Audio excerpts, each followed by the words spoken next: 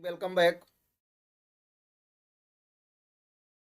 D triple S B PGT का recruitment 2023 का online form आपका स्टार्ट हो चुका है अलग अलग सब्जेक्ट्स के लिए। ठीक है, तो आप फॉर्म को फिल कर सकते हो। अब बात करते हैं कि sir D triple S B के लिए रिक्वायरमेंट क्या क्या है, कब से स्टार्ट हो रहा है, कब एंड होगा, क्या एलिजिबिलिटी होगी, है ना। क्या आपका पे स्केल होने वाला है, सिलेबस क्या होने वाला है, सिलेक्शन प्रोसेस क्या होने वाला, तो वन बाय वन करके हम लोग यहाँ पर डिस्कस करेंगे। तो आपका ये जो D triple S B PGT requirement 2023 का एडवर्टाइजमेंट नंबर जो है आपका, वो क्या है आपके पास, 7/2023 है। ठीक है। अच्छा, यहाँ पर आपके पास जो एप्लीकेशन फॉर्म स्टार्ट हो रहा है वो आपका 9 जनवरी से स्टार्ट हो रहा है 2024 से। ठीक है, मतलब आप आज के डेट से आप फॉर्म को फिल कर सकते हो। ठीक। इसकी जो लास्ट डेट होने वाली है वो आपकी लास्ट डेट होगी 7 फरवरी 2024 को। आपका ये फॉर्म जो है एंड हो जाएगा, मतलब उसके बाद आप फॉर्म को फिल नहीं कर सकते हो रात को 12 बजे के बाद। ठीक है। अच्छा, यहाँ पर पेमेंट का जो है वो भी आपका 7 तारीख तक ही लास्ट डेट रखा गया, मतलब उसी दिन आप पेमेंट करके उसको फिलअप कर दीजिए। ठीक है, अदरवाइज नेक्स्ट डे आपको ऑप्शन नहीं मिलेगा लास्ट डेट के बाद। टोटल जो वैकेंसी यहाँ पर रहने वाली है वो 297 पोस्ट है आपका। 297 पोस्ट में आपका डिफरेंट डिफरेंट सब्जेक्ट्स के अलग अलग है पोस्ट, जो कि हम लोग आगे भी डिस्कस करेंगे। एडमिट कार्ड जो है अभी तो डेट अनाउंस नहीं हुई है, जैसे आपको डेट का अनाउंसमेंट आएगा वो आपको इंफॉर्मेशन दे दी जाएगी। ठीक है, और आपका एग्जाम डेट। ठीक है। अच्छा, इसको कौन सी एजेंसी कंडक्ट करेगी, तो भाई ये डी ट्रिपल एस बी ही कंडक्ट करेगी, जो कि जिसका फुल फॉर्म होता है दिल्ली सब ऑर्डिनेट सर्विस सिलेक्शन बोर्ड। ठीक है। अच्छा, यहाँ पर हम लोग बात करते हैं नेक्स्ट सर इसका एग्जाम पैटर्न कैसा रहने वाला है, तो भाई ये ऑनलाइन मोड में होगा, मतलब सीबीटी। ठीक है। उसके बाद यहाँ पर आपके जो एग्जाम टाइप होने वाले हैं वो एमसीक्यू टाइप के होंगे। रिजल्ट आपके एग्जाम्स के बाद वो आपको नोटिफिकेशन मिलती रहेगी। ठीक है। बाकी आपको कोई भी इंफॉर्मेशन चाहिए तो वीडियो के डिस्क्रिप्शन में सारे सोशल मीडिया लिंक, एप्लीकेशंस के लिंक, यूट्यूब के लिंक, है ना। तो वहां से आप जाकर के ग्रुप की लिंक, तो आप वहां से ज्वाइन कर सकते हो, जिससे आपको जल्द से जल्द कोई भी नोटिफिकेशन आप तक पहुंच सके। ठीक है। अच्छा, हम लोग बात करते हैं कि सर एप्लीकेशन फॉर्म की जो फीस होने वाली है वो कितनी होने वाली है। तो एप्लीकेशन फॉर्म की जो फीस होने वाली है वो आपके पास जनरल कैंडिडेट के लिए, जनरल कैटेगरी के लिए आपके 100 रुपीज होने वाली है। ओबीसी के लिए भी 100 रुपीज होने वाली है, but SC ST and all category, मतलब फीमेल के सारे जो भी कैटेगरी हैं वो सबके लिए क्या, SC ST और फीमेल, सारे फीमेल ऑल कैटेगरी के, ठीक है, सबकी क्या है, 0 फीस रहने वाली है।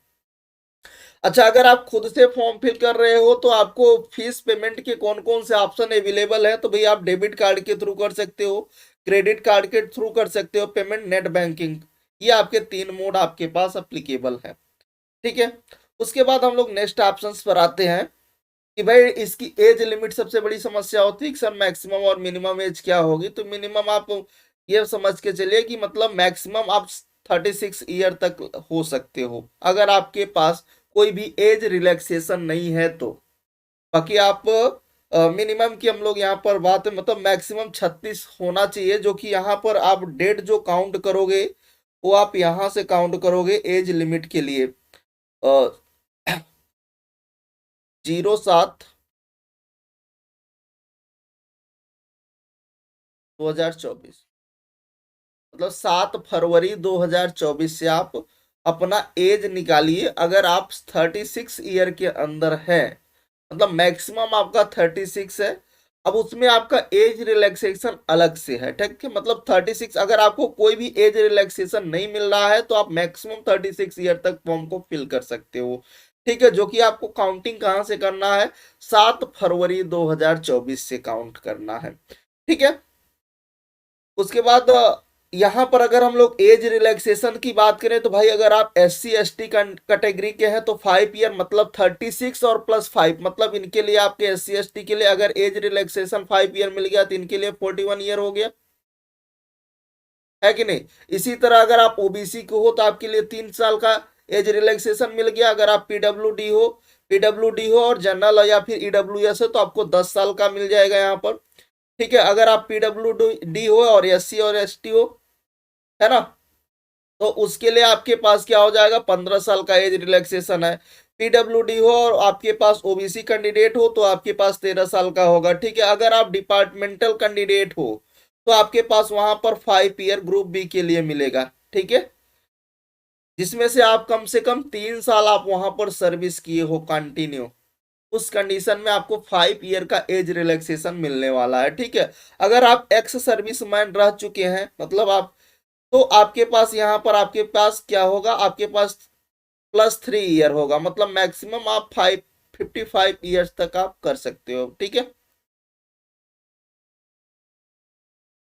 चले हम लोग और नेक्स्ट आगे बढ़ते हैं कि सर इसकी एलिजिबिलिटी क्राइटेरिया क्या होने चाहिए। तो एलिजिबिलिटी क्राइटेरिया की बात करें तो भाई मास्टर डिग्री होना चाहिए। मास्टर डिग्री, चूंकि हम पर्टिकुलर यहाँ पर मैथ्स की बात करने जा रहे हैं, हम लोग मैथ की बात कर रहे हैं, ठीक है। तो जो भी हम यहाँ पर सिलेबस डिस्कस करेंगे बेसिकली हम मैथ की ही बात यहाँ पर करने वाले हैं, ठीक है। तो यहाँ पर मास्टर डिग्री मतलब यह है कि चाहे अपन एमए हो या फिर अपन या क्या हो एमएससी हो, ठीक है, दोनों में से आप कुछ भी हो सकते हो, ठीक है। डिग्री या फिर डिप्लोमा मतलब आप बीएड हो सकते, बीएड आपको चाहिए, ठीक है। एमए एमएससी हो, मास्टर डिग्री हो और आपके पास क्या हो, बीएड हो। अच्छा, बीएड के लिए कुछ यहाँ पर इन्होंने नोटिफिकेशन जारी कर दिया कि अगर मान लीजिए आपके पास बीएड नहीं है तो क्या सर आप फॉर्म को फिल कर सकते हो। हाँ, डेफिनेटली आप फॉर्म को फिल कर सकते हो। इसके लिए इन्होंने ऑप्शन आपको दिया है कि भाई या तो आपके पास पीएचडी डिग्री होनी चाहिए जिस भी सब्जेक्ट से आप फॉर्म को फिल कर रहे हो, किसी रिकॉग्नाइज यूनिवर्सिटी या फिर इंस्टीट्यूट से। अच्छा, अगर मान लीजिए आप पीएचडी की डिग्री आपके पास ये भी नहीं है तो आपके पास क्या ऑप्शन देंगे इन्होंने, इन्होंने कहा कि या तो आपके पास पीएचडी डिग्री हो तब आपको बीएड नहीं करना पड़ेगा, फॉर्म फिल कर सकते हो। दूसरी कंडीशन इन्होंने ये रखा कि आपके पास हायर सेकेंडरी मतलब जो इंटर होगा आपका ट्वेल्थ में आपका 60% होना चाहिए, प्लस आपका यूजी जो होगा ग्रेजुएशन उसमें भी आपका 60% होना चाहिए, और प्लस जो आपका पीजी होगा पोस्ट ग्रेजुएशन उसमें भी आपका मतलब इन्होंने बात किया कि भाई आपका फर्स्ट डिवीजन होना चाहिए।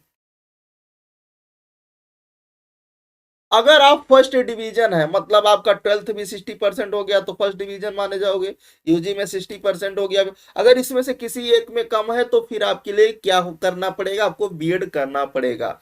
अच्छा, इन्होंने कहा कि भाई नहीं है तो ठीक है आप फॉर्म को फिल कर सकते हो, बट आपको 3 इयर्स का यहाँ पर आपके इन्होंने मैंडेटरी कर दिया है कि the candidate will acquire the BEd qualification within the period, मतलब आपको इन्होंने 3 साल का मौका दे दिया। मतलब आपको अगर ज्वाइनिंग हो जाती है, आप सेलेक्ट होते हो तो ज्वाइनिंग के 3 साल के अंदर आपको यहाँ पर के ज्वाइनिंग सर्विस के अंदर 3 साल के अंदर 3 इयर्स के अंदर आपको बीएड कंप्लीट कर लेना है, ठीक है। तो आपको समझ में आ गया भी एलिजिबिलिटी क्या होनी चाहिए, आपका मास्टर डिग्री होना चाहिए, चाहे अपन एमए हो चाहे अपन एमएससी हो, जिस भी सब्जेक्ट से आप फॉर्म को फिल कर रहे हो। उसके बाद इन्होंने कहा भाई बीएड होना चाहिए। अच्छा, बीएड ना होने के लिए इन्होंने कुछ कंडीशन दे दिया कि अगर भाई आपके पास बीएड नहीं है तो क्या आप फॉर्म फिल कर सकते हो। हाँ, डेफिनेटली कर सकते हो। इन्होंने पहला ऑप्शन आपको दिया कि भाई आपके पास पीएचडी की डिग्री होनी चाहिए किसी रिकॉग्नाइज यूनिवर्सिटी या, है ना, या फिर इंस्टीट्यूशन से। अच्छा, दूसरा इन्होंने ऑप्शन दिया कि सर मान लो पीएचडी नहीं है तो आप क्या करोगे, तो दूसरा ऑप्शन इन्होंने दिया कि भाई आपका ट्वेल्थ 60%, यूजी आपका 60% और पीजी, अगर तीनों में 60% है तो फिर भी आपको बीएड नहीं करना पड़ेगा, तो आप फॉर्म को फिल कर सकते हो। अगर इन्होंने कहा अच्छा मान लो सर ये भी नहीं है तो कहा ठीक है भाई, अगर मान लीजिए आप फॉर्म को फिल किए हो तो आपके ज्वाइनिंग के 3 साल के अंदर आपको बीएड कर लेना चाहिए उस सर्विस पीरियड के अंदर, 3 साल के अंदर, ठीक है। अच्छा, नेक्स्ट इन्होंने कहा है कि आपके पास 3 साल का एक्सपीरियंस होना चाहिए किसी कॉलेज में या फिर हायर सेकेंडरी स्कूल में या फिर हाई स्कूल में, जिस भी सब्जेक्ट से आप फॉर्म को फिल कर सकते हो। अब समस्या आती है कि सर मान लीजिए आप कहोगे सर हमारे पास एक्सपीरियंस तो है नहीं तो क्या सर हम फॉर्म को नहीं फिल, हाँ डेफिनेटली फिल कर सकते हो। इन्होंने ये कहा कि अगर आपके पास है तो ठीक है, अगर नहीं है तो कोई बात नहीं। अच्छा, इसका बेनिफिट कहाँ मिलेगा एक्सपीरियंस का, जब मान लीजिए आपका जब डॉक्यूमेंट वेरिफिकेशन होगा तो वहां पर आपके मान लीजिए सेम मार्क्स के दो कैंडिडेट हो गए, तब सेम सेम मार्क के सेम सेम नंबर के दो कैंडिडेट हो गए, तो प्रायोरिटी उन्हें दी जाएगी जिसके पास एक्सपीरियंस होगा, मतलब उनका सिलेक्शन हो जाएगा, आपका नहीं होगा उस कंडीशंस के लिए। ठीक है। अच्छा, यहां पर जो सैलरी होने वाली है, आपकी पे स्केल होने वाली है, वो 47,600 से लेकर के आपका 1,51,100 होने वाली है। ठीक है, जो कि पे लेवल आपका क्या रहने वाला है, 8 रहने वाला है, तो अच्छी खासी सैलरी है। ठीक है। तो नेक्स्ट हमारे पास पॉइंट है कि टोटल वैकेंसीज कितनी होने वाली है। तो यहाँ पर DSSB के अंदर आपको सब्जेक्ट वाइज आपको वैकेंसीज देखने को मिलेगी, बट यहाँ पर इस बार जो है पिछली बार की अपेक्षा आपकी वैकेंसीज आपको कम देखने को मिल रही है। ठीक है। अच्छा, बात करते हैं, बेसिकली हम लोग यहाँ पर मैथ की बात कर रहे हैं, तो मैथ की बाकी आप जो अदर सब्जेक्ट हैं वो अपना देख सकते हैं। ठीक है। मैथ्स में अगर हम लोग देखें तो यहाँ पर जो इसका पोस्ट कोड है आपके पास कितना है, पोस्ट कोड, ठीक है, इसको आपको ध्यान रखना, अपना पोस्ट कोड क्या है, तो आपका ये है 805/23 है आपका पोस्ट कोड। ठीक है। अच्छा, यहाँ पर पीजीटी के अंदर मैथ के अंतर्गत आपको मेल और फीमेल दो के दिखेंगे। ठीक है, जो कि आपका जो डिपार्टमेंट होने वाला वो आपका डिपार्टमेंट इसके लिए होगा डायरेक्टरेट ऑफ एजुकेशन। ठीक है, मेल और फीमेल दोनों के लिए। यहाँ पर आपके पास जो वैकेंसीज आपको देखने को मिल रही है, यहाँ पर 7 मिल रही है मेल के लिए, और फीमेल्स के लिए आपको 11 मिल रही है। मतलब अगर आपका पीजीटी यहाँ पर है और कौन सा डिपार्टमेंट में है, डायरेक्टरेट ऑफ एजुकेशन।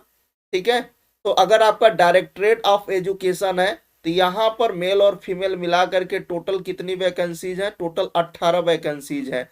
ठीक है। कैटेगरी वाइज अगर बात करें तो मेल के लिए कैटेगरी में जनरल के लिए आपके पास 2 सीट है, ओबीसी कैंडिडेट के लिए 2 सीट है, एससी कैंडिडेट के लिए 2 सीट है, बट एसटी की एक भी सीट नहीं है, ईडब्ल्यूएस के लिए 1 सीट है। ठीक है। अच्छा, पीडब्ल्यू के लिए आपके पास यहाँ पर 2 सीट रहने वाली है। ठीक है। अच्छा, ठीक है। उसके बाद हम लोग बात करते हैं यहाँ पर फीमेल्स के लिए, तो फीमेल्स में जनरल के लिए यहाँ पर 4 सीट है। ठीक है, ओबीसी की 1 सीट है, एससी की यहाँ पर फीमेल्स के लिए 4 सीट है, और एसटी के लिए यहाँ पर मेल में नहीं था बट फीमेल आपको 1 सीट देखने को मिल रही है। ठीक है। ईडब्ल्यूएस कैटेगरी के लिए आपके पास यहाँ पर 1 सीट है, पीडब्ल्यू डी के लिए आपके पास यहाँ पर 4 सीट देखने को मिलेगी। ठीक है।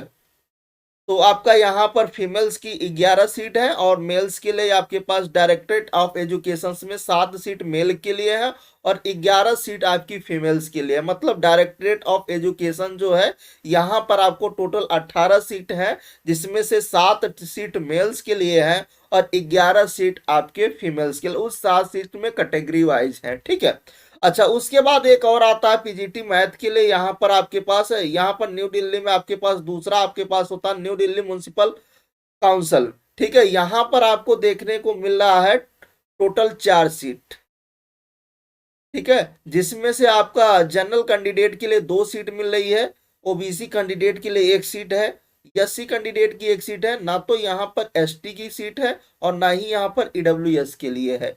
ठीक है, तो यहाँ पर आपकी टोटल यहाँ पर 4 सीट है। ठीक है, तो दोनों मिला करके आपको 18 आपको डायरेक्टरेट ऑफ एजुकेशन में है और 4 आपका न्यू दिल्ली म्युनिसिपल काउंसिल के लिए है। ठीक है। तो ये था आपके पास टोटल 22 सीट है, वैकेंसी बहुत कम है, मतलब आपको मेहनत और ज्यादा करनी पड़ी। बाकी आपके जो हिंदी वाले हैं, जो आपके फिजिक्स वाले हैं, तो वो सारे आप यहाँ पर देख सकते हो, डाटा आपका सारा है तो अपना आप देख सकते हो। ठीक है, उसको जूम करके। अच्छा, यहाँ पर इसी तरह आप केमिस्ट्री वाले देख सकते हो। ठीक है, केमिस्ट्री का हो गया, बायोलॉजी का हो गया, ठीक है, इकोनॉमिक्स हो गए, ये सारे लोग अपना देख लीजिए यहाँ पर। और आपका कॉमर्स हो गया, ठीक है, हिस्ट्री वाले हो गए, ज्योग्राफी हो गया, ठीक है। उसके बाद आप यहाँ पर साइंस वाले हो गए, ठीक है, सोशोलॉजी हो गया, फिजिकल एजुकेशन हो गया। क्या, तो ये सारे आप लोग अपना देख लीजिए जिसमें जितनी भी सीट्स हैं। तो होम साइंस का है, ठीक है। यहाँ पर तो आपके टोटल कितनी सीट है, 297 है। बाकी ये सारे कैटेगरी वाइज है, तो आप अपना देख सकते हो टोटल कैटेगरी में आपके कितनी सीट्स हैं, 297 वो अलग अलग डिवाइडेड है। ठीक है। यहाँ पर आपके पास एग्जामिनेशन स्कीम हम लोग देख लेते हैं। एग्जामिनेशन स्कीम आपका पैटर्न कैसा रहने वाला है, तो यहाँ पर जो एग्जाम कंडक्ट करेगी भाई वो DSSB कंडक्ट करेगी। 1 ईयर एग्जामिनेशन होगा, ठीक है। इसके लिए पोस्ट ग्रेजुएट टीचर, जिसे आप लोग PGT बोलते हो, ठीक है, PGT। अच्छा, उसके बाद यहाँ पर हमने लिखा है कि Tier 1 में किस तरह से आपका क्या रहने वाला है पैटर्न। तो टोटल आपका Tier 1 के अंदर, जिसमें आपका टेक्निकल हो या फिर आपका टीचिंग हो, Tier 1 के अंदर चाहे आपका टेक्निकल हो और चाहे अपन टीचिंग हो, ठीक है। अच्छा, यहाँ पर आपका जो टोटल एग्जाम्स होगा वो कितने घंटे का होने वाला भी, 3 घंटे का एग्जाम्स होगा। टोटल मार्क जो रहने वाले हैं वो 300 नंबर के रहने वाले हैं, और MCQ रहने वाला है, मतलब 300 MCQ। और पर क्वेश्चन जो रहने वाला है 1 मार्क का एक क्वेश्चन रहने वाला है, ठीक है। और जिसमें आपका नेगेटिव मार्किंग जो रहने वाली है 0.25, मतलब 1/4। मतलब अगर आपने एक क्वेश्चन सही किया तो आपको 1 नंबर मिलेगा, और अगर आपने एक क्वेश्चन गलत किया तो उसका 1/4 मार्क, मतलब 0.25 मार्क आपका कट जाएगा, ठीक है।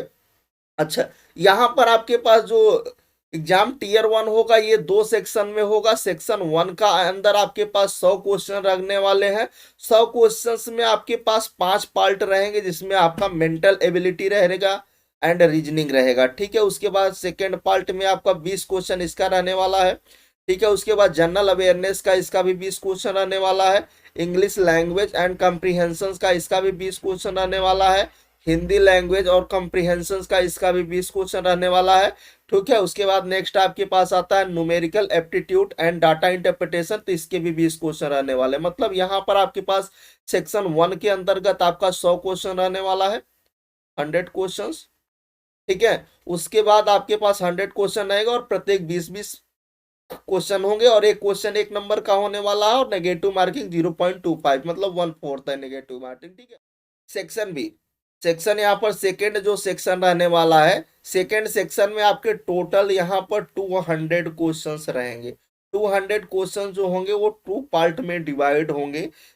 180 जो क्वेश्चंस होंगे वो आपके सब्जेक्ट्स के रहेंगे, और जो 20 क्वेश्चंस होंगे वो आपके किसके रहेंगे, वो आपके टीचिंग मेथोलॉजी के रहने वाले हैं। मतलब 20 क्वेश्चन आपके टीचिंग मेथोलॉजी के रहेंगे, 180 क्वेश्चन आपके सिलेबस का रहेगा। मतलब आपके सब्जेक्ट, जिस भी पर्टिकुलर सब्जेक्ट से आप फॉर्म फिल कर रहे हो, चाहे आप मैथ से कर रहे हो, कि हम बेसिकली मैथ के हैं, तो हम मैथ की ही बात करेंगे, ठीक है। अपन फिजिक्स का भी ऐसा है, केमिस्ट्री के लिए, बाकी हिंदी सब के लिए भी सेम प्रोसीजर रहने वाला है, ठीक है।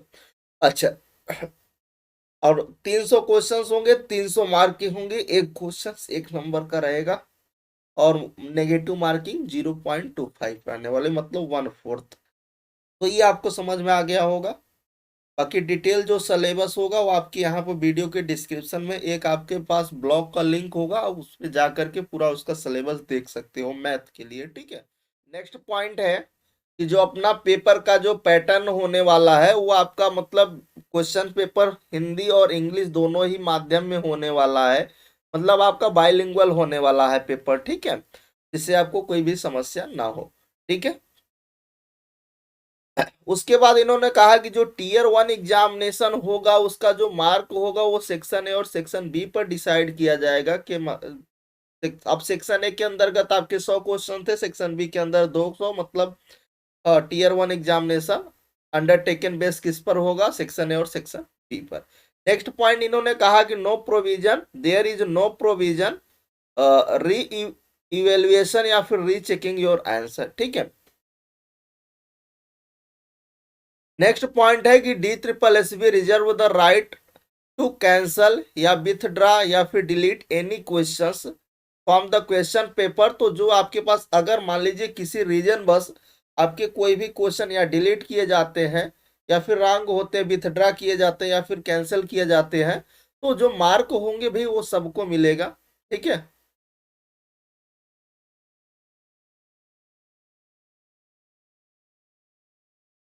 Out of the maximum mark, ठीक है। यहाँ पर अगर हम लोग बात करें नेगेटिव मार्किंग की, तो भाई नेगेटिव मार्किंग आपका जो रहने वाला है 0.25 रहने वाला है। ये आपका MCQ रहने वाला है क्वेश्चन, ठीक है। स्किल टेस्ट आपका होगा, ठीक है, taken as the requirement of the job, ठीक है। नेक्स्ट हम लोग बात करते हैं कि मोड ऑफ सिलेक्शंस का प्रोसेस क्या होने वाला है। तो सिलेक्शंस का प्रोसेस बड़ा ही सिंपल सा है, कोई ज्यादा टॉप नहीं है, थोड़ा सा समझने की बात है कि भाई यहाँ पर जो सेक्शन मेन जो सिलेक्शंस होगा वो सेक्शन बी पर डिसाइड किया जाएगा। अच्छा, सेक्शन ए के अंतर्गत हमारे पास जो सेक्शन ए था, मतलब फर्स्ट जो सेक्शन था उसके अंतर्गत आपके 100 क्वेश्चन थे, और सेक्शन बी के अंतर्गत आपके 200 क्वेश्चन है। और 200 क्वेश्चन है, मतलब आपका मेन जो फोकस होगा वो कहाँ होगा, सेक्शन बी पर होने वाला है। ठीक है, मतलब दो 200 मार्क में से अगर आप जर्नल या ईडब्ल्यूएस कैंडिडेट हैं तो आपको मिनिमम दो 200 में से 40% चाहिए। मतलब आपको 80 नंबर तो लाना ही है। अगर 80 से एक नंबर भी कम हुआ, अगर ये 7-9 मार्क आप लाए तो आप क्या हो जाएंगे, सिलेक्शन से बाहर हो जाएंगे। बात समझ पा रहे हो? मतलब मेन जो फोकस आपका होना चाहिए वो कहाँ होना चाहिए, सेक्शन बी के अंतर्गत। कि भाई कम से कम मिनिमम एलिजिबिलिटी इन्होंने दे दिया कि भाई कम से कम अगर जनरल ईडब्ल्यूएस हो तो आपको 80 नंबर तो चाहिए। ठीक है, अच्छा, अगर आप ओबीसी तभी काउंट होंगे जब आप दिल्ली के होंगे। ठीक है, और उसके लिए आपके पास 35% मार्क है, जो कि टोटल आपका 70 नंबर चाहिए। मतलब इसमें से एक नंबर भी अगर कम हुआ तो आप क्या हो गए, सिलेक्शन से बाहर हो गए। अब सेक्शन ए में चाहे आप 100 ही नंबर क्यों ना लाए हो, बट अगर आप सेक्शन बी के अंतर्गत मेन जो सिलेक्शन इन्होंने कराई, कहा कि भाई हमारा सिलेक्शन प्रोसेस जो होगा सेक्शन बी पर डिसाइड करेगा कि भाई मिनिमम एलिजिबिलिटी तो इतनी होनी चाहिए अगर आपको नेक्स्ट राउंड पर जाना है तो। ठीक है, तो इन्होंने ओबीसी के लिए 35% मार्क रखा, मतलब 70 मार्क चाहिए, नंबर चाहिए आपको। और SC ST या फिर आप PWD हो, PH हो, तो उसके लिए इन्होंने 30% रखा, मतलब आपको 200 में 60 नंबर तो चाहिए। ठीक है, अगर आप एक्स सर्विस मैन है तो इन्होंने 5% का आपको रिजर्वेशन दे दिया। ठीक है, उन्होंने कहा कि मिनिमम 30% चाहिए, मतलब 60 मार्क तो आपको चाहिए ही चाहिए। ठीक है, अगर मान लीजिए उसके बाद यहां पर बात हुई कि भाई मान लो कि आपका सेक्शन ए में आपका कितना था, 100 क्वेश्चन थे, और सेक्शन बी के अंतर्गत आपका 200 क्वेश्चन थे। तो इन्होंने कहा भाई सेक्शन बी में जो क्वालिफाइड होगा वो नेक्स्ट राउंड के लिए जाए, क्योंकि सेक्शन ए में 100 में से तो आपको कुछ लाना पड़ेगा। मान लीजिए सपोज करिए कि आप 80 नंबर ला दिए। ठीक है, 80 नंबर ला दिए, और यहाँ पर मान लीजिए आपने कितना ला दिया, यहाँ पर भी आप मिनिमम 80 नंबर ला दिए, जनरल की बात कर रहा हूँ। तो टोटल आपका कितना हो गया, यहाँ पर 160 हो गया। अब मेन जो आप क्या क्या आप पूछोगे कि क्या सर, अगर मान लीजिए हमने यहाँ पर 80 नंबर लाया, यहाँ पर भी मिनिमम हमने 80 नंबर, हाँ तो भाई आपकी मिनिमम एलिजिबिलिटी तो हो गई ना सेक्शन बी के लिए, तो आप नेक्स्ट राउंड के लिए तो हो गए ना डॉक्यूमेंट वेरिफिकेशन के लिए। अगर यहीं पर सपोज करिए कि आपने यहां पर सेक्शन ए के अंतर्गत 90 नंबर ला दिया, बट आपने सेक्शन बी के अंतर्गत 79 लाया, तो आप सिलेक्शन से बाहर हो गए। फिर आपका सिलेक्शन नहीं होगा, क्योंकि मिनिमम एलिजिबिलिटी जनरल और ईडब्ल्यूएस के लिए इन्होंने 80 नंबर डिसाइड कर दिया भी, 80 नंबर के नीचे तो चाहिए ही नहीं। तो फोकस आपका बी पर होना चाहिए। इसी तरह आपका ओबीसी और SC ST के लिए, सबके लिए है। ठीक है, फीमेल्स के लिए भी है। उसके बाद अगर आपने ये आपका जो सेक्शन बी का आपने क्राइटेरिया उसको फुलफिल कर दिया, तो जो मेरिट लिस्ट बनेगी दोनों को जोड़कर बनेगी, मतलब सेक्शन ए और सेक्शन बी दोनों को। और सेक्शन बी में आपका मिनिमम एलिजिबिलिटी कम से कम होना चाहिए, उससे ऊपर आप कुछ भी ला सकते हो, मतलब उससे नीचे नहीं जाना चाहिए सेक्शन बी। अगर उससे नीचे गए तो भाई आप सिलेक्शन से बाहर चले गए। ठीक है, इंटरव्यू तो भाई इंटरव्यू उसमें नहीं होता है। उसके बाद नेक्स्ट राउंड होता है डॉक्यूमेंट वेरिफिकेशन। डॉक्यूमेंट वेरिफिकेशंस के बाद आपकी फाइनल मेरिट लिस्ट बनती है। नेक्स्ट हम लोग बात करेंगे सर ज्वाइनिंग प्रोसेस क्या होने वाला है। कि मान लीजिए कि यहाँ पर ज्वाइनिंग जो प्रोसेस होने वाला है, सपोज करिए कि टोटल अगर मैथ की बात करें, चूंकि हम लोग मैथ की ही बात करेंगे, मैथ में टोटल 22 सीट्स हैं। तो 22 सीट्स में आपका 2.5 से 3% बुलाएंगे टोटल। जितने लोग क्वालिफाइड हुए, मान लो सपोज करिए 150 लोग क्वालिफाइड हुए, तो 150 लोगों में ये आप देखेंगे ऊपर से 2.5 से 3% वालों को बुला लेंगे जो हाई मेरिट वाले होंगे। ठीक है, अब उस 2.5 से 3% में सपोज करिए कि अगर मैं हम लोग बात करें कि भाई 50 से इन्होंने 65 लोगों को बुला लिया, इसी के बीच इन्होंने बुलाया। अब 50 से 65 के बीच ये डॉक्यूमेंट वेरिफिकेशन कर रहे हैं।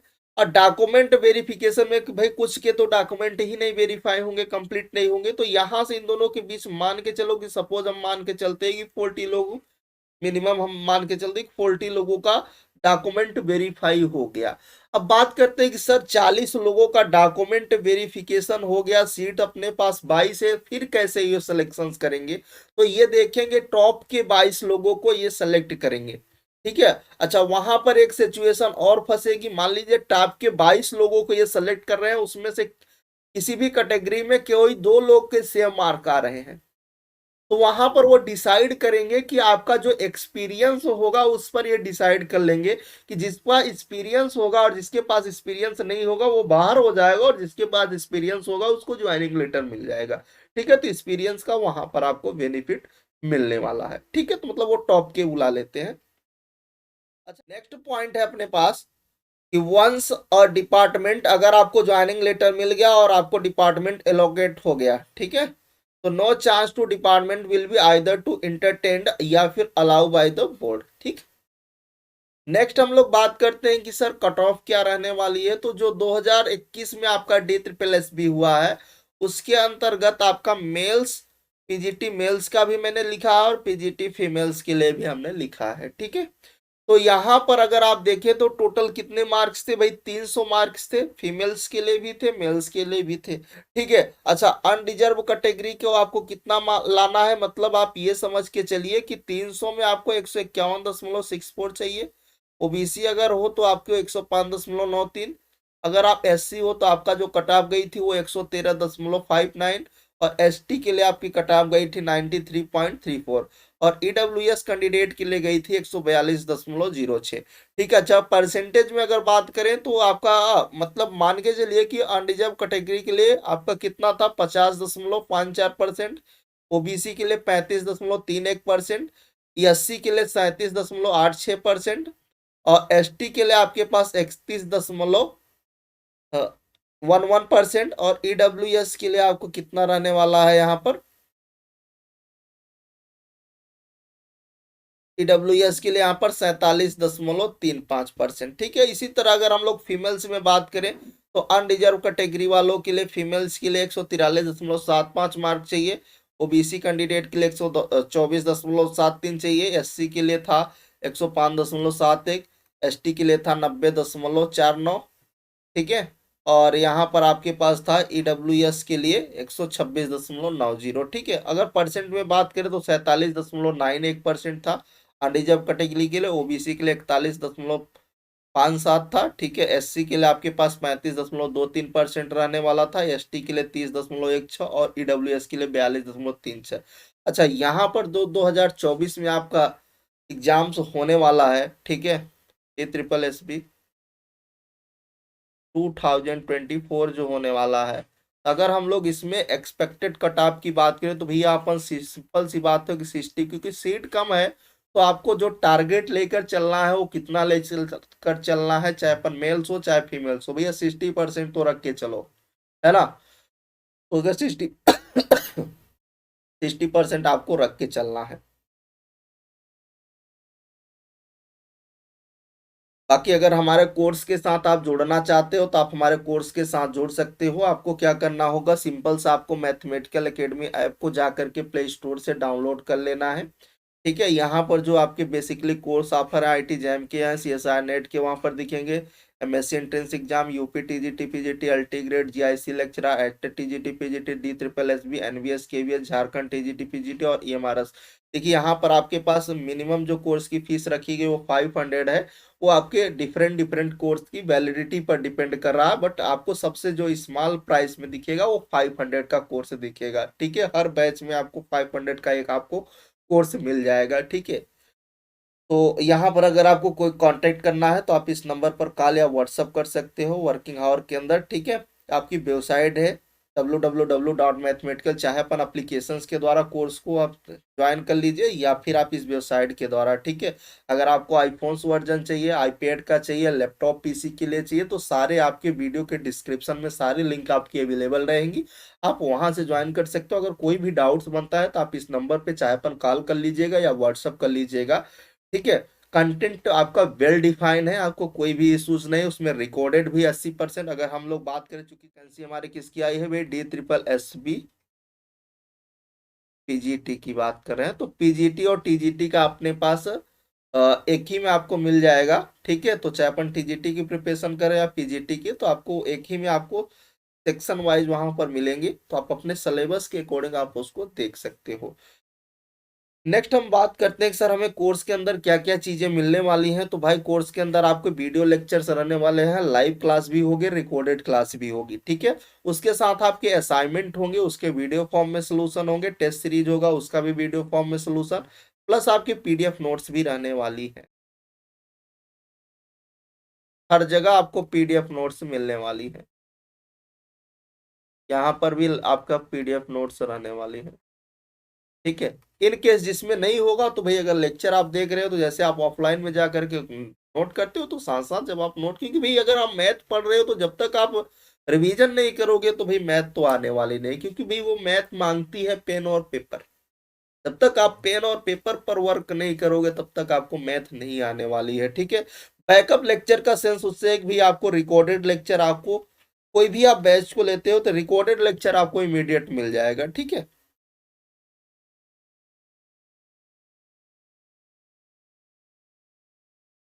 एप्लीकेशन आपका कुछ इस तरह से दिखेगा। नेक्स्ट हम लोग बात करते हैं, यहाँ पर आपको लाइव क्लास पीडीएफ नोट्स मिलने वाली है, डेली आपके ऐप पर मिल जाएगी। प्राइस टेस्ट जब फुल लेंथ होते हैं, लैपटॉप पीसी वर्जन है, आईफोन वर्जन भी है,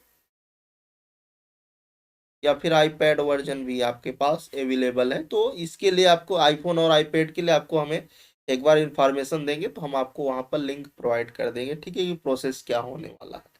ठीक है, आप वीडियो को डाउनलोड करके ऑफलाइन विदाउट इंटरनेट देख सकते हो, उसमें आपकी क्वालिटी शो करेगी कि भाई जिस क्वालिटी पर आप डाउनलोड करोगे उतना ही आपका एक बार इंटरनेट लगेगा, और फिर उसके बाद उसमें कभी भी इंटरनेट नहीं लगेगा उस पर्टिकुलर वीडियोज में। हमारे पास जो टीजीटी पीजीटी या फिर DSSS के लिए कोर्स ऑफर है, वो आपको ऑनलाइन भी मिल जाएंगे। अगर आप ऑफलाइन विजिट करना चाह रहे हो, आप हमारे साथ आकर के ऑफलाइन बैच में पढ़ना चाह रहे हो, तो यहाँ पर ये आपके 1 ईयर की फीस रखी गई है 5999, तो आप इसको भी ज्वाइन कर सकते हो। ठीक है, इसमें भी आपका लाइव भी रहेगा। अगर आप यहाँ पर आप आकर के ऑफलाइन पढ़ना चाह रहे हो, तो भी आप पढ़ सकते हो इसी फीस के अंदर। ठीक है, और अगर हम लोग बात करें, तो यहाँ पर आपके पास टीजीटी पीजीटी के रिकॉर्डेड बैच भी है, आपके पास लाइव प्लस रिकॉर्डेड भी है। इसमें जो रिकॉर्डेड है, बेसिकली आपको दोनों बैच में रिकॉर्डेड तो मिलेगा, इसमें भी आपका लाइव रहने वाला है। ठीक है, लाइव आपको मिल जाएगा। ठीक है, इसकी वैलिडिटी थोड़ा सा कम रहेगी, इसकी जो वैलिडिटी है वो आपकी अगस्त 2024 अप्रोक्सीमेट 8 महीने की रहने वाली। फीस जो है वो आपका मात्र 500 रुपये है, इंक्लूड टेस्ट सीरीज है। ठीक है, जिसमें आपका इमीडिएट 39 टॉपिक वाइज टेस्ट मिल जाएंगे, 19 आपके ग्रेजुएशन लेवल के अलग से मिलेंगे, बाकी आपके फुल लेंथ आपको 19 मिल जाएंगे। बाकी जो नेक्स्ट टेस्ट होते रहते हैं वो वीकली 80% आपके रिकॉर्डेड एक साथ मिल जाएंगे। कोई भी आप बैच लेते हो, चाहे आप ये वाला संकल्प का 6 पॉइंट लेते हो, या फिर आप लाइव और रिकॉर्डेड बैच आपका ये DSSS टीजीटी पीजीटी का लेते हो, सार्थक 6 पॉइंट हो बैच। ठीक है, तो दोनों में से आप कोई भी बैच परचेज कर सकते हो। ये बैच जो है आपका सार्थक जो है वो 12 मंथ के लिए है, इसकी जो फीस है वो 999 है। ठीक है, अगर मैं इसको ओपन करके दिखाऊं, तो ये कुछ इस तरह से आपको बैच के अंदर कंटेंट आपको शो होने वाले हैं। बाकी अगर आपको डेमो देखना है, तो आप यूट्यूब पर देख सकते हो, या फिर हमें आप मैसेज करेंगे व्हाट्सएप पर, तो आप यहाँ से एक देखिए, एक डेमो के लिए एक लेक्चर तो यहीं पर लगा हुआ है, तो इस पर क्लिक करेंगे तो सीधा रीडायरेक्ट कर देगा आपको यूट्यूब पर। ठीक है, तो यहाँ पर आपको क्या क्या मिलने वाला है, तो ये सारे हमने यहाँ पर फीचर्स नोट कर दिए हैं। अगर आप ऑफलाइन विजिट करना चाहते हो, तो ये एड्रेस है आपका। ठीक है, अब बात करते हैं कोर्स के अंदर आपका वीडियो लेक्चर, बाकी हमने सारा यहाँ पर बता दिया, इसको आप देख सकते हो। ठीक है, ये आपके शेड्यूल आपको मिल जाएगा। अब देखिए, अगर हम लोग DSSS मैथ की बात करें, तो यहाँ पर आपके ये क्या है, आपके इसके अंदर लेक्चर्स लगे हुए हैं सारे। ठीक है, ये आपका इसके अंदर सिलेबस लगा हुआ है सारे, तो आप इसको भी पीडीएफ डाउनलोड कर सकते हो। ये असाइनमेंट है, व्हाट्सएप ग्रुप है। टेस्ट की बात करें, तो ये सारे इसके अंदर टेस्ट लगे हुए हैं, बहुत सारे टेस्ट हैं, 39 टॉपिक वाइज टेस्ट है टेस्ट। ठीक है, उसके बाद ये ग्रेजुएशन लेवल के 19 अलग से टेस्ट लगे हुए हैं आपके। ठीक है, और यहाँ पर आपका प्रीवियस ईयर है, नंबर थियरी के लेक्चर्स हैं जो कि, ठीक है, पॉइंट से टोपोलॉजी है। इस तरह के सारे, जैसे आप इसके पर क्लिक करेंगे, तो इसके अंदर आपके कंटेंट शो करेंगे, लीनियर अलजेब्रा हो गया, है ना, इस तरह से फंक्शन ग्राफ हो गया, रियल लाइन मेथड हो गया, इनवर्स फंक्शन हो गया, OD differential equation, partial differential, OD और पीडी के assignment, integral calculus graduation level का अलग से है, ठीक है।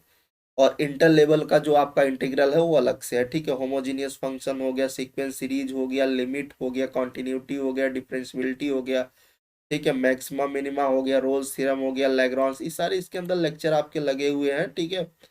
और डिफरेंशियल कैलकुलस की बात करें तो ये आपका डिफरेंशियल कैलकुलस 12th वाला हो गया, ठीक है। इसके कैलकुलस के असाइनमेंट हो गए, टेलर्स हो गया, मैक्लॉरिन सीरीज हो गया, ठीक है। कर्ल ग्रेडियंट डाइवर्जेंस के क्वेश्चंस आते हैं। कॉम्प्लेक्स एनालिसिस ग्रेजुएशन लेवल तक पर आता है और इंटर लेवल पर भी आता है, ठीक है। कॉम्प्लेक्स असाइनमेंट हो गया, टेक्नोमेट्री हो गया, ठीक है। इनवर्स टेक्नोमेट्री हो गया, प्रॉपर्टी ऑफ ट्रायंगल हो गया, हाइट डिस्टेंस हो गया, इसके असाइनमेंट हो गए। फिर आपके 12th पर जो आपका इंटीग्रेशन आता है, ये सारे इसके अंदर लेक्चर्स आपके लगे हुए हैं, ठीक है। तो आप देख सकते हो, एरिया अंडर कर्व हो गया, इंटीग्रेशन असाइनमेंट हो गया, ठीक है। सीक्वेंस सीरीज आपके 12th लेवल तक हो गई थी। देखिए इसके अंदर पीडीएफ नोट्स भी लगी हुई, जैसे ये लाइव हो गया, लाइव के बाद आपकी पीडीएफ नोट्स आ गई, फिर अगला लेक्चर उसकी पीडीएफ नोट, इस तरह से आपको यहाँ पर नोट्स भी मिलती जाएंगी, ठीक है। मैट्रिक्स का जैसा कि अभी हाल ही में आपका डिटर्मिनेंट चल रहा है, तो डिटर्मिनेंट में अभी हम लोग 2 लेक्चर डिस्कस किए हैं। एक तो आपका 2.5 घंटे के करीब है और एक आपका 2 घंटे के करीब है, ठीक है। तो इसकी भी पीडीएफ नोट्स लगी हुई है, ठीक है। और आपका ये रीमान इंटीग्रल जीआईसी के लिए था बेसिकली, ठीक है। डायरेक्शनल डेरिवेटिव टेंजेंट नॉर्मल के क्वेश्चंस आ जाते हैं प्लेन के लिए, ठीक है। वेक्टर कैलकुलस ग्रेजुएशन लेवल तक अलग से है। बाइनोमियल थ्योरम, कोऑर्डिनेट ज्योमेट्री हो गया, जिसके अंतर्गत कोऑर्डिनेट ज्योमेट्री के अंतर्गत स्ट्रेट लाइन हो गया, सर्किल, इलिप्स, हाइपरबोला, ये सारे चीज आएंगी। इसके असाइनमेंट हो गए, वेक्टर अलजेब्रा जो है 12th लेवल का आपका है, ठीक है, अलग से है। उसके बाद इसके असाइनमेंट, फिर आपका 3D ज्योमेट्री आ जाता है, इसके असाइनमेंट हो जाता है। फिर आपके न्यूमेरिकल एनालिसिस होता है, जैसे कि किसी किसी एग्जाम से पूछा जाता है, ठीक है। उसके बाद वेक्टर अलजेब्रा के यहाँ पर नीचे आपके टेस्ट, तो यहाँ पर जो सारे टॉपिक्स, यहाँ पर टॉपिक्स के नाम रहेंगे, उसके अंदर उसके आपको कंटेंट शो करेंगे। ऐसे आपका 500 वाले भी कोर्स के अंदर भी आपको मिलने वाला है, ठीक है। और बाकी अगर हम लोग बात करें, जो उसमें टॉपिक्स नहीं दिख रहे हैं वो अभी आगे लाइव आ रहे हैं, ठीक है। अभी जो आपका डिटरमिनेंट चल रहा है, डिटरमिनेंट के बाद आपका परमुटेशन कॉम्बिनेशन आने वाला है, तो इस तरह से जो भी वहाँ पर लेक्चर नहीं शो कर रहे हैं वो आगे आने वाले हैं, ठीक है। तो उसके लिए आपको परेशान नहीं होना है और आप जल्द से जल्द आप इनरोल कर सकते हो। बहुत ही स्मॉल फीस है, कोई क्वेरीज होती है तो अपन से बात कर सकते हो डायरेक्टली, ठीक है। और अगर आपको कोई समस्या आती है तो आपको हमारा ये पर्सनल नंबर ही है, तो आप कॉल कर सकते हो, बट हाँ एक लिमिटेड टाइम पीरियड के अंदर, ठीक है। आई होप अगर हम लोग बात करें सिलेबस की, तो इस वाले हम लोग वीडियो में सिलेबस डिस्कस नहीं करेंगे। सिलेबस का आपका पीडीएफ अगर आपको चाहिए सिलेबस का, तो आपका वीडियो के डिस्क्रिप्शन में एक ब्लॉग का लिंक आपको मिलेगा, DSSB-PGT का, तो वहां से जाकर के उस ब्लॉग से आप पीडीएफ को डाउनलोड कर सकते हो। बाकी आपका पूरा आपका सेक्शन ए का भी आपका क्या क्या आने वाला है वो सारा उसमें डिसाइड रहेगा। बाकी नेक्स्ट वीडियो में आपको सिलेबस के बारे में बात करेंगे। यहाँ पर बेसिकली अगर थोड़ा सा मोटा तौर पर हम लोग बात करें, तो हम लोग अगर इंटर लेवल की बात करें, 11th और 12th की, इंटर लेवल में अगर हम लोग बात करें जिसमें 11th एंड 12th दोनों इंक्लूड है, तो आपका ये समझ के चलिए 65% आपका 11th-12th से आने वाला है, ठीक है। अच्छा, यहाँ पर 65% यहाँ से हो गया और आपका 30% जो है ग्रेजुएशन से आएगा, यूजी से। यूजी से आपका कितना आप पढ़ेंगे, मैथ के लिए 30% आप मान के चलिए, और पोस्ट ग्रेजुएट पीजी के लिए, पोस्ट ग्रेजुएट जो पीजी है वहां से आप मान के चलिए कि 5% आपका मिलने वाला है। मतलब आपका 12th लेवल जो है 11th-12th से आपका 65% हो जाएगा। ग्रेजुएशन लेवल आपका 30% आप मान के चलिए, पीजी से 5% ही मान रहे हैं अपन, ठीक है। अगर आप एग्जाम्स का मोटा मोटा आइडिया आप लेना चाह रहे हो, तो आप ये ध्यान रखिए कि पिछला वाला आप एग्जाम्स का पैटर्न देख लीजिए किस तरह से आपका आया हुआ था। तो आपका इसका जो एडवर्टाइजमेंट आया था, वो आपका एडवर्टाइजमेंट जारी हुआ था जून 2020 में। और एग्जाम्स कब हुआ था इसका, इसका इन्होंने जो एग्जाम्स आपसे कराया था वो कराया था 2021 में। अप्रोक्सीमेट 1.5 साल के बाद इन्होंने एग्जाम्स कराया था। तो अगर हम लोग मोटा तौर पर 2024 की बात करें, तो कम से कम आप मान के चलिए 4 से 5 मंथ तो आपको मिलने वाले हैं। तो भाई आप अभी से यहाँ पर आप लग जाओ, अब आप समय अपना वेस्ट ना करो, कम से कम 5 महीने, 4 से 5 महीने तो मिल ही जाएगा, ठीक है, इससे ज्यादा भी हो सकता है क्योंकि कोई यहाँ पर अभी कुछ डिसाइड नहीं है, अभी तो ओनली फॉर्म स्टार्ट हुआ है, ठीक है, तो इस बात को आपको ध्यान देना है। बाकी आपने अभी पीछे कई सारे एग्जाम्स हुए केवीएस का, तो उसको ध्यान में देते हुए आपका जो आपका वीकनेस है, जैसे मान लीजिए आपका ग्रेजुएशन अच्छा नहीं है तो अभी पहले आप ग्रेजुएशन पर फोकस करें, और इंटर को भी आप साथ साथ जिस पर आपका कमांड है तो उसके लिए आप टेस्ट आपको डेली टू, मान लीजिए आपको कहीं टेस्ट नहीं मिल रहा है तो सिंपल सी बात है, आप कोई एक बुक उठाइए या फिर आपके पास प्रीवियस ईयर है तो आपको एक टाइमर लगा दीजिए, ठीक है, टाइमर के अकॉर्डिंग आप अपना डिसाइड करिए कि क्या भैया मैं 3 घंटे में कितने क्वेश्चंस कर पा रहा हूँ, है ना। तो इस तरह से जब आप डिसाइड करोगे तो डेफिनेटली आपको, फिर आप उसको क्या करो, सॉल्व करने के बाद अपना मिलाओ कि भाई कितना हमारा सही हो रहा है ना। और फिर आप क्या करो, उसको आप चेक करो कि गलती क्या है, उसको सुधारो, उसी समय सुधारो, मतलब कम पढ़ो, जितना पढ़ो तो अच्छे से पढ़ो। मान लीजिए कोई पर्टिकुलर टॉपिक्स पढ़ रहे हो, मान लीजिए हमने कहा कि भाई 12th में हम डिटरमिनेंट पढ़ा रहे हैं, तो सर हमने पहले थियरी कवर किया, फिर जो आपने पढ़ाया था उसको देखा, उसके बाद एक हमारे पास बुक्स थी उसको लगाया, फिर हमने कहा कि भाई प्रीवियस ईयर के सारे डिटरमिनेंट के क्वेश्चन लगा दिया भाई हर साल के, इस तरह से आप करिए। और आपको जो लगे कोई नया कॉन्सेप्ट आ रहा है तो एक आप 60 नोट्स बनाए रहिए, ठीक है, उसको एक बार रिवाइज करिए जब आप कोई भी टेस्ट दे रहे हो, पोर्टल पर दे रहे हो, ठीक है, तो आप उसका यूज कर सकते हो। बाकी हमारा कोर्स आपके लिए बहुत ही हेल्पफुल होने वाला है, तो आप जल्द से जल्द हमारे कोर्स को ज्वाइन कर सकते हो। आपको करना क्या होगा, मैथमेटिकल एकेडमी ऐप को जा करके प्ले स्टोर से डाउनलोड करना होगा, और वहां से आपको रजिस्ट्रेशन करिएगा साइन अप करके, और फिर आपको सारा कोर्स खुल जाएगा और वहां से आप ज्वाइन कर सकते हो। तो thank you, bye bye, take care.